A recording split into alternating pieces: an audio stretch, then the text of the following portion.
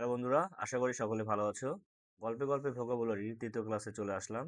আজ আমরা নতুন একটি গল্প শিখব এবং এই গল্পের মাধ্যমে খুব সুন্দর সুন্দর ভোকাবুলারিগুলো শিখব এবং এই ভোকাবুলারিগুলো কিভাবে আমাদের লেখায়, আমাদের কথা বলায় আমরা ব্যবহার করব, আমি সেগুলো দেখাই। তোমরা যদি আমার বিগত ভিডিওগুলো না দেখে থাকো, আমার চ্যানেলে গেলে তোমরা যে প্লেলিস্ট পাবা, সেই প্লেলিস্টে ভিডিওগুলো সিরিয়ালি দেওয়া থাকবে। তোমরা অবশ্যই আমার চ্যানেলটাকে সাবস্ক্রাইব করবা এবং আমাকে অনুপ্রেরণা দেবে। তো চলো শুরু করা যাক।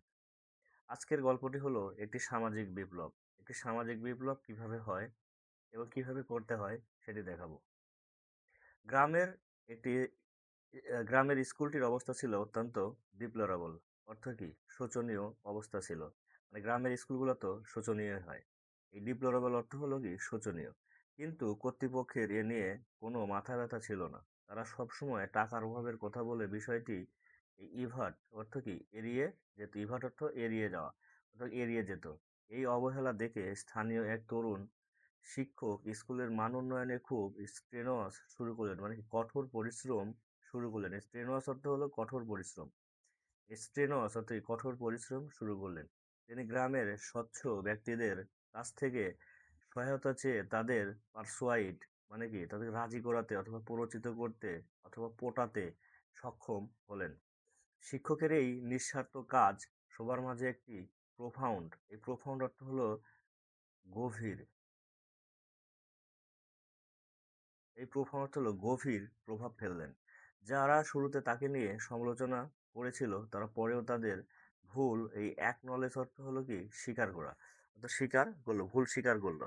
শিক্ষকের এই অসামান্য অবদানের ফলে স্কুলের পরিবেশ দ্রুত উন্নত হলো। এই ঘটনাটি গ্রামের মানুষের মনে একটি ইনফ্লায়েবল, এই ইনফ্লায়েবল অর্থ হলো অকাট্য, অকাট্য বিশ্বাস তৈরি করলো যে ঐক্যবদ্ধ থাকলে যে কোনো কঠিন কাজ সম্পূর্ণ করা সম্ভব। আর সেই স্কুলের ছাত্রছাত্রীরা দেশের বিভিন্ন বড় বড় জায়গায় নিজের মেধা সাবস্টেইনের, অর্থাৎ তার নিজের মেধা প্রমাণ দিয়ে অথবা প্রমাণ করে চলছে। আশা করি তোমরা এই গল্পটা বুঝতে পেরেছো। এই গল্পটা 2 থেকে 3 বার যদি পড়ো, তোমাদের এই ভোকাবুলারিগুলো অটোমেটিক মুখস্থ হয়ে যাবে এবং পরবর্তীতে যদি আবার ভুলে যাও, আবার এসে আমার ভিডিওটা দেখে নিতে পারো। এখন আমরা দেখব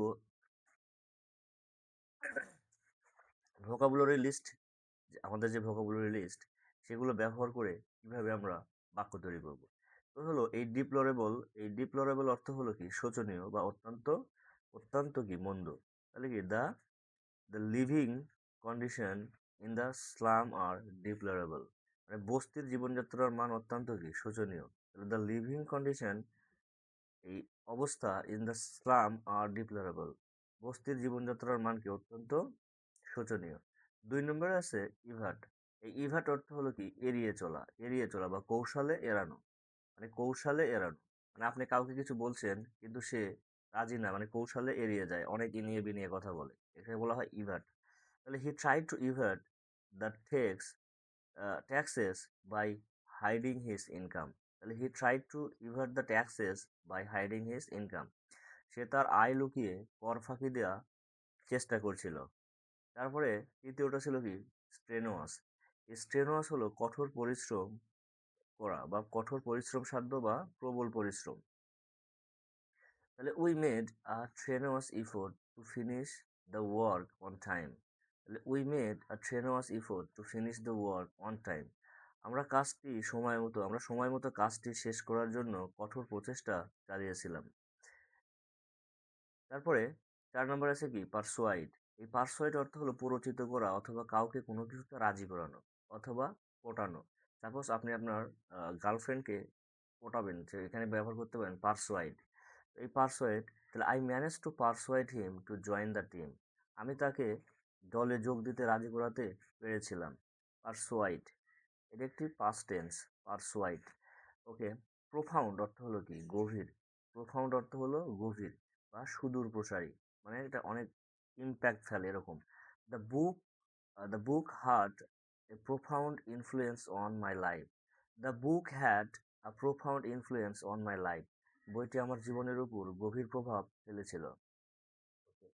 6 নম্বর আছে কি? অ্যাকনলেজ অর্থ স্বীকার করা অথবা স্বীকৃতি দেয়া, কোনো কাজের স্বীকার করা অথবা স্বীকৃতি দেয়া। তাহলে you must acknowledge your mistake to improve. উন্নতির জন্য তোমাকে অবশ্যই তোমার ভুলগুলো স্বীকার করতে হবে। আমাদের বাংলাদেশীদের একটি সমস্যা হলো, আমরা যখন ভুল করি আমরা স্বীকার করি না। আমরা ভুলে যাই যে আমরা মানুষ, আমাদের দ্বারা ভুল হতে পারে। আর আমিও যদি কিছু ভুল করে থাকি আমার ভিডিওতে, অবশ্যই আমি তার জন্য ক্ষমা প্রার্থী। তো তাহলে কি হলো? অ্যাকনলেজ। তাহলে you must acknowledge your mistake to improve. উন্নতির জন্য তোমাকে অবশ্যই কি হবে? তোমার ভুলগুলো স্বীকার করতে হবে। ইনফ্লাইয়েবল, ইনফ্লাইয়েবল মানে কি? অকাট্য। অর্থাৎ কি? No human beings is infallible, we all make mistake. কোনো মানুষই অভ্রান্ত বা অকাট্য নয়, আমরা সবাই কি ভুল করি। তাহলে কোনো মানুষই কি অভ্রান্ত বা, এখানে কি বলতে পারো, অভ্রান্ত বা অকাট্য নয়, আমরা সকলেই কি করি, ভুল করি। আমাদের 8 নম্বর এবং শেষ ভোকাবুলারিটা হলো সাবস্টেইনেট, অর্থাৎ কি প্রমাণ করা। তাহলে you need to evidence to substantiate your claim. মানে কি আছে, তোমার দাবি প্রমাণ করার জন্য, এই ক্লেইম মানে কি? প্রমাণ করা। তোমার দাবি প্রমাণ করার জন্য তোমার কাছে প্রমাণ থাকা প্রয়োজন। তো বন্ধুরা, আমরা দেখলাম কিভাবে একটি গল্পের মাধ্যমে খুব সুন্দর করে ভোকাবুলারি শেখা যায় এবং সেই ভোকাবুলারিগুলো দিয়ে সুন্দর সুন্দর ডেইলি লাইফে ইউজেস সেন্টেন্স করা যায়। আর এই ভোকাবুলারিগুলো কিন্তু খুবই গুরুত্বপূর্ণ। তুমি ইংলিশ যদি শিখতে চাও, ইংলিশে যদি তোমার লেভেলটাকে ইনক্রিজ করতে চাও, তাহলে তোমাকে এই ভোকাবুলারিগুলো জানতেই হবে। কারণ এগুলো সব হলো হাই ফ্রিকোয়েন্সি ভোকাবুলারি, এবং যেগুলো তোমার বিসিএস পরীক্ষা, ব্যাংক পরীক্ষা, আইএলটিএস পরীক্ষা এবং তোমার রাইটিংয়ে যদি ব্যবহার করো, তোমার স্যারেরা তোমাকে সর্বোচ্চ নাম্বার দেওয়ার চেষ্টা করবে। কারণ এই ভোকাবুলারিগুলো সচরাচর মানুষ ব্যবহার খুব কম করে, কারণ এগুলো হলো হাই ফ্রিকোয়েন্সি ওয়ার্ড। তো আশা করি আমার ভিডিওটি ভালো লেগেছে, এবং ভালো যদি লেগে থাকে তাহলে অবশ্যই আমার ভিডিওটাকে একটু শেয়ার এবং কমেন্ট করে দেবেন, লাইক কমেন্ট করে দেবেন। ধন্যবাদ। আসসালামু আলাইকুম।